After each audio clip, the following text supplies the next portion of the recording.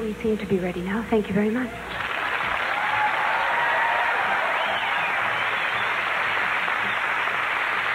Hey, that's my chair. I was watching TV. I beg your pardon.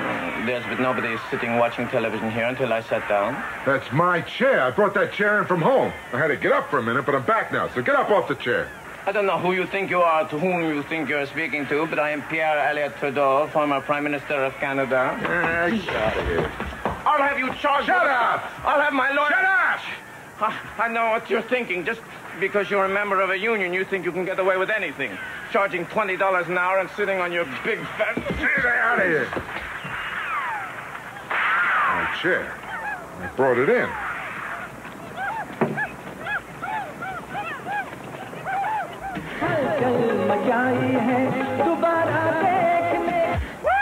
Woo!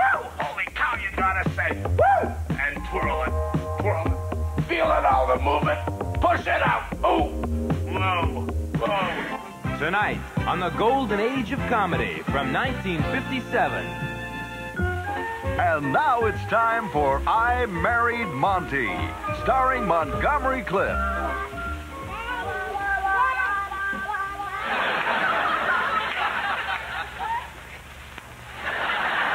Why do you shoot at me? What is it that makes you think you can do that? Monty, you should be dressed. The Jamesons are going to be here in 15 minutes for dinner. The Jamesons are coming here to eat our food? You think this house is where they should come? You're only happy when we invite your mother. What is wrong with that? I want you should see this. You think my mother is feeble-minded? Well, do you? Come on, kid.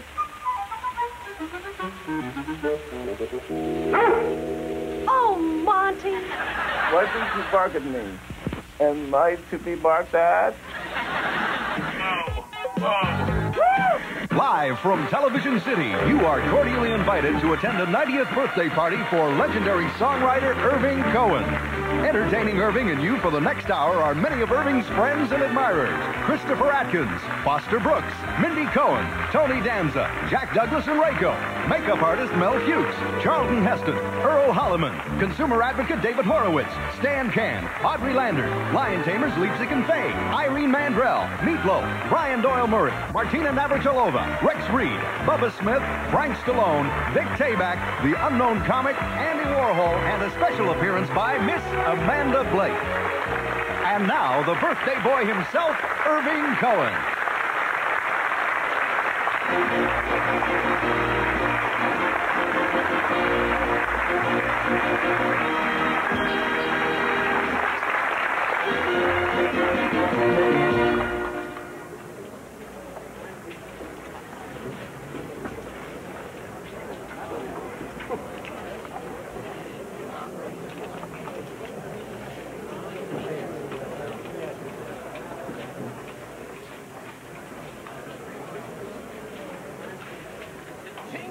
About a day like today? What the hell are you doing with that thing? Get away, Edie! It's not every day that a man gets a chance to celebrate his 90th birthday with his wife and his 2 sons. I remember in the old days, they had a little thing that they used to call a vaudeville. And when a birthday would happen, a man would get a cake. A man would get there'd be candles on the cake type thing. Today, the kids get an Egg McMuffin and a little piece of cherry pie type thing, and they think that's the way to live your life. That's not a good thing. Give me a C, a bouncy C. A C. A birthday comes but once a year. The stars come out to bend your ears with tales of yesteryears gone by. You get a little cake and maybe some pie. And then there's a gift. It better not be shoes, 'cause if it's shoes, it's going back. Da-da-da-dee-dee-dee, whatever the hell else you want to put in there. And now, Irving, here to toast you on your special day, please welcome one of your greatest admirers, tennis star Martina Navratilova.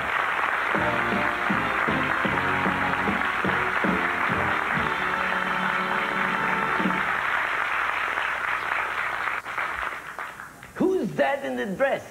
Is that Burl? Milton, is that you? I toast you, Mr. Cohen. Edie, pass me that brown roll there. Who do you have to stoop to get soft butter around here?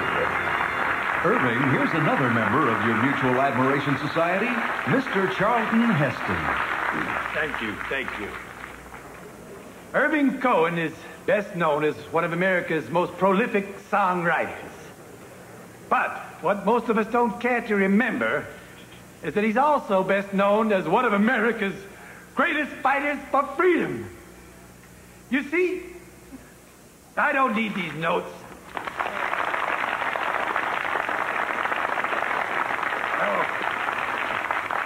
No, I don't, Irving, because, Irving, you are... Damn! Where are those things? Excuse me! Excuse me! Damn you, God! Damn this table to hell! Roll that film! I said roll it down! Down! Damn! Damn everything! Damn your feet! Washington, autumn 1947. Hollywood's political problems began here when the House of Un-American Activities Committee claimed to find subversive influence at work in the entertainment industry. The committee had accused 9 screenwriters and directors from Hollywood and 1 songwriter from the Brill Building in New York of communist activities. The 10 accused admitted nothing, despite the fact that the committee had recruited a star-studded cast of witnesses friendly to the prosecution. I would move to the state of Texas if it ever came here, because I think the Texans would kill him on sight. The committee was headed by Senator Joe McCarthy from Wisconsin, who was aided by his infamous henchman lawyer, Nathan Thurb. We weren't persecuting anyone. Well, you think we were? So funny that you would think that, don't you think? Yes, but you were Senator Joseph McCarthy's right-hand man. I know that. You don't think I know that? I cashed the checks. I'm very aware of for who I was working. Who? What about Irving Cohen? I don't know who that is. Well, you prosecuted him. No, I didn't. Yes, you did. Is that what you say, or is that what he says? It happens to be a fact. No, it isn't. Now, look, I have here a signed affidavit. Would you care to read it? I don't have to read that. You think my memory is so brief that I wouldn't remember someone I prosecuted? Mr. Cohen, are you or have you ever been a member of the Communist Party? In 1922, the great Sophie Tucker burst into my dressing room and asked me to write a closing tune for her new Broadway show, Hoop Skirt Mama. Mr. And Cohen, I said to Sophie, at that time... Just answer the question, Mr. Cohen. I'm trying to, but this hearing is a mockery because you don't know how to do the thing. If Jolson were here today, you'd never get away with it. But that's Jolson. The man is a perfectionist, which today is considered a dirty void. I remember in the old days... Get him away from that microphone. Give me a C, a bouncy C. Where did that piano player come from? Joe McCarthy, you got your nerve. You question people with little voice. You go after commies, and that's a good thing. But you question too hard, and that ain't so good. Da-da-da, dee-dee-dee, whatever the hell else you want to put in there. Why? Why would I feel any remorse? Since when is it wrong to do your job? I don't understand. Well, people were blacklisted. They were denied a right to make a living. No, they weren't. Yes, they were. They were? Of course they were. I know that. You don't think I know that? I was on the committee. I would know that. Can you believe how boring he is? What's the matter, Thurb? You seem to be getting a little defensive. I'm not defensive. You're the one who should be defensive. You're the one who made El Cid. Well, you think you were good in that? It's so funny that you would think that. And yet sad, don't you think? Can you believe how bad he was in that? While the others were convicted and served prison terms for contempt of Congress, Irving Cohen was acquitted. Ironically, subsequent evidence has proven that the original Hollywood 10, it was Cohen who had Khrushchev's private phone number and spent many May days composing and carousing with Khrushchev and the Politburo. But ultimately, it was just a phase. And Irving soon bounced back to reclaim his well-deserved title as America's right-wing ambassador at large. An amazing story of an amazing man. Just one more star in the American flag. I toast you, Mr. Red, White, and Blue.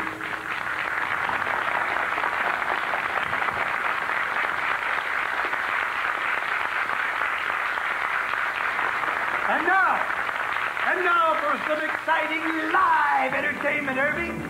Direct from Las Vegas, it's Leipzig and Bang and their train lines.